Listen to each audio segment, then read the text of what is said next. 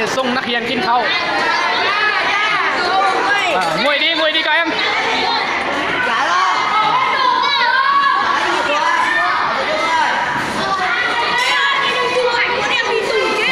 Không sao. Kỷ niệm. Ngồi đi, ngồi ở đâu? Em ngồi ở đâu? Đi đưa các con đi ăn cơm.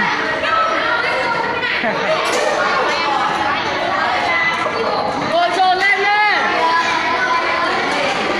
Anh ấy mìnhไปส่งนักเรียนกินข้าวนักเรียนม.2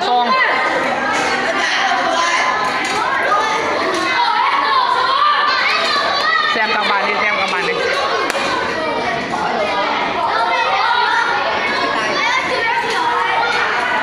Ok. Chào các em. Ăn cho no nhé, ăn nhiều là béo đấy. Ok.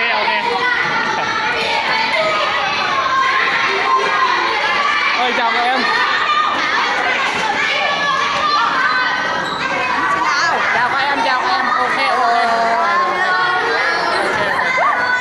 Thầy nó quay đấy.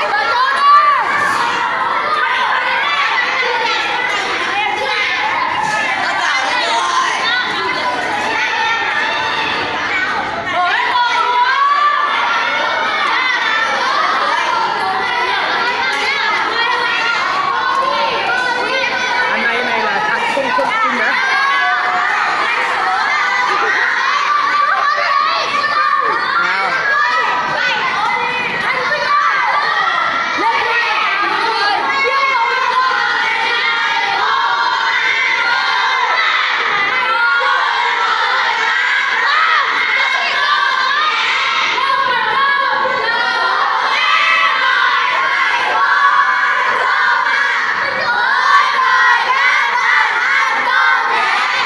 Cảm ơn các em.